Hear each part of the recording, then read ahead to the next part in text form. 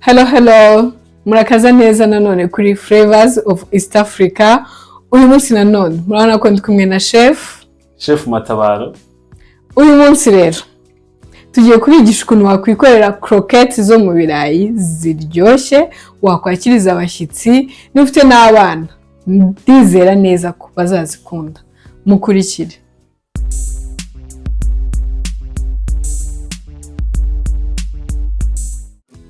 Nkuko twababwiye ko tugiye gutegurana croquettes z'ibirayi, tugiye guhera kuri ingredient tuzibereka.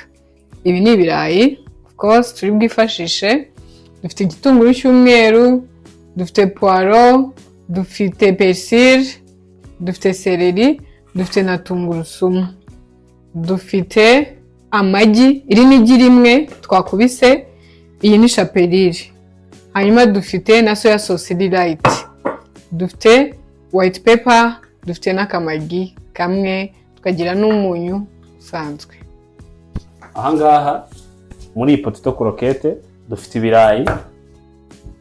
Ibirayi kugira ngo bishye vuba ubikatamo udukibe dutoya.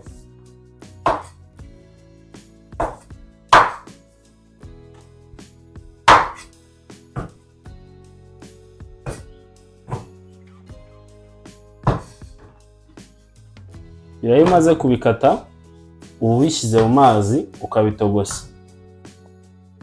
Ubishyira mu mazi ugacana.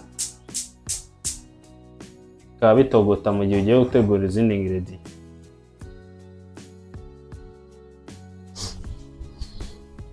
Igitunguru ukoresha hafi. Ugomba kugicopinga kikaba final chop.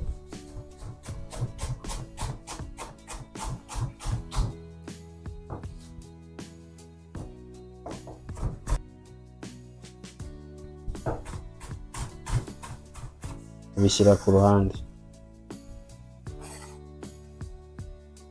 Dukurikizaho za tungurusumu. Tungurusumu urayikanda nayo ukayicopinga ikaba final chop.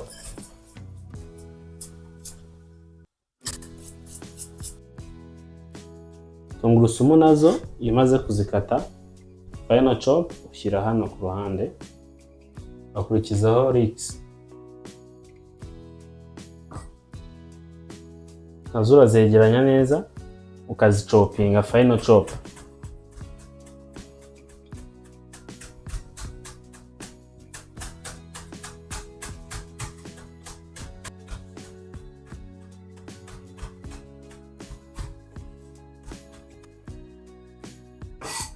Nazo iyo umaze kuzikata final chop shyira ku ruhande.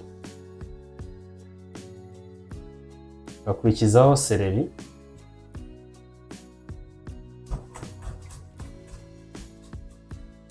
Nazo urazicopinga.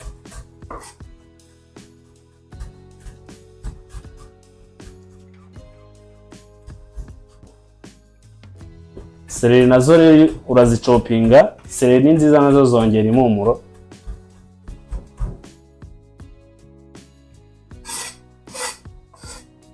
Nazo umaze kuzicopinga uzishyira ku ruhande. Hano dufite izi Parsley turaza kuzifashisha turi kuganishinga.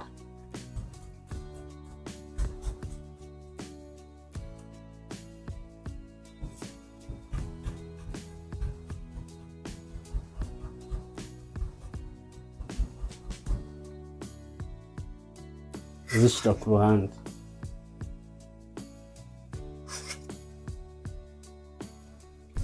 Ibirayi byacu iyo bimaze kuba well done ubikura mu mazi ukabishyira aho ugiye kubimashingira.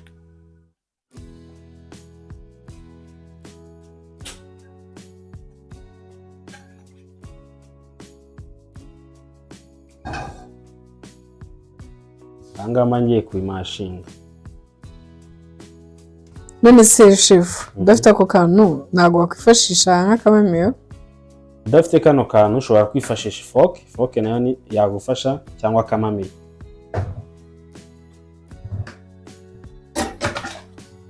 Ugomba kubimashinga bikaba well done. urabona ko bisa neza byabaye well done. Ahangaha icyo ngiye gukurikizaho ngiye guhita mbiteka mbisotinge ku ipanu mu vegetable mfite hano ndizo ndi bwifashisha. Ahangaha rero ubanza utuvuta dukeya ku ipanu kugira ngo ukarange imboga zawe. Ubanzaho igitunguru, aha dufite za Leeks, dufite garlic na celery.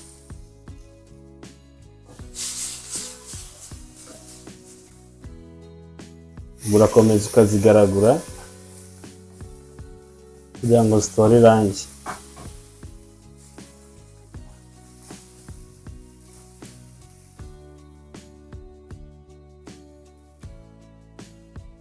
Bya birayi byacu rero twamaze kumashinga uhita ubizana ukabivanga na za mboga uri gukaranga.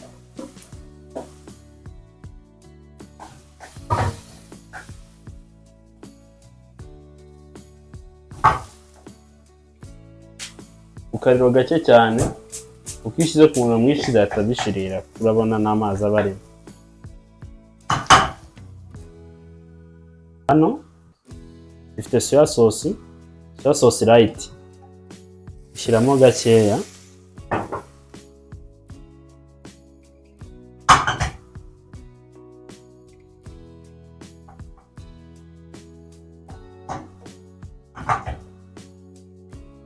Dufite na white pepper, ushyiramo gakeya. Dufite na Maggi,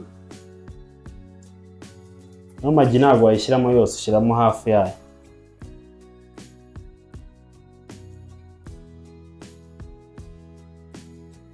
Komeza ukagaragura.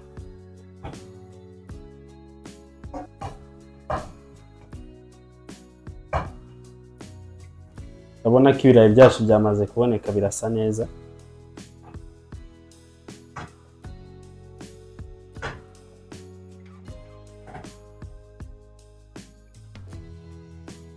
Urabona rero uhita ubishyira hano ku ruhande ibirayi byawe. Kiba gisigaye ni ukubumbamo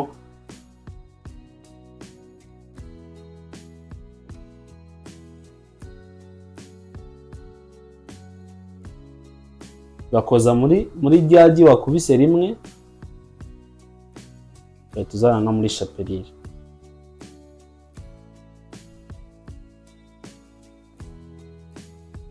Bashyira ku ruhande.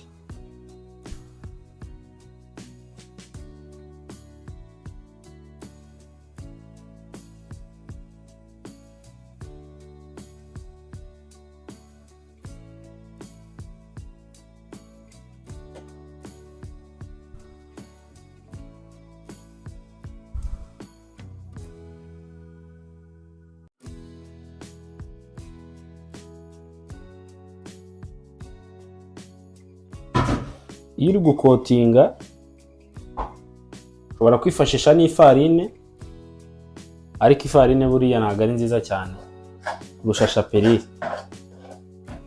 None se chef, muri coating ho ntabwo dushobora kwifashisha nka cornstarch?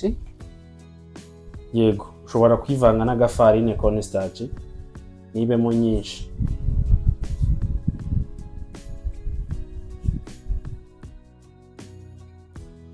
Aya magi ikintu adufasha iyo turi gukotinga atuma ino shapelire ifataho. Urabona ko iyo nkojeje mu magi shapelire ihita ifataho. Urabona potato croquettes zacu tugiye kuzifryinga mu mavuta.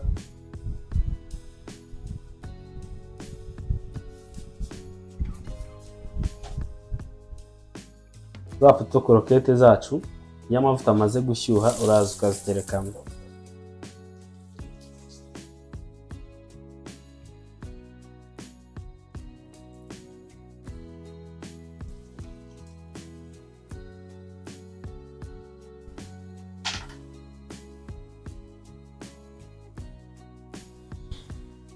Ugenda uzihindura.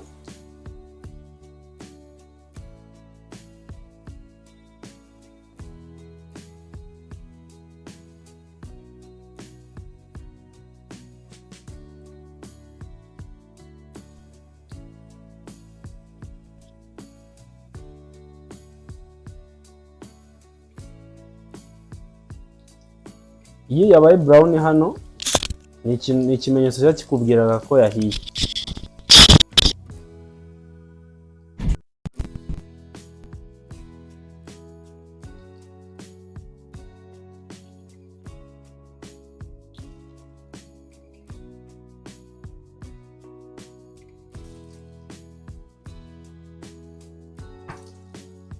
Angaha rero iyo impande zose zimaze kuba brown ugomba kwarura croquette zawe.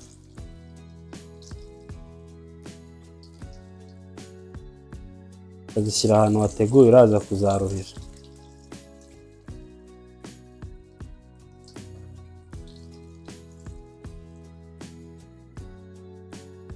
Zirasa neza, ziraryoshye cyane.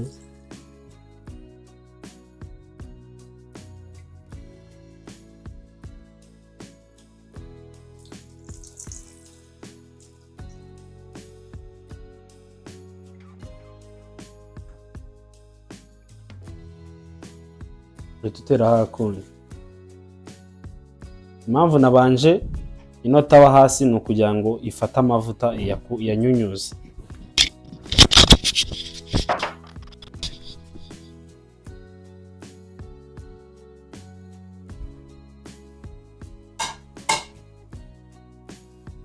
Za croquette zacu murabona zabonetse, zirasa neza. Uko zisa neza gutya ni nako ziryoshye. Ni akantu keza wakwakiriza abashyitsi kandi ntuhore urya ibirayi mu buryo bumwe. Nimwibagirwe gukora subscribe, like, share na comment.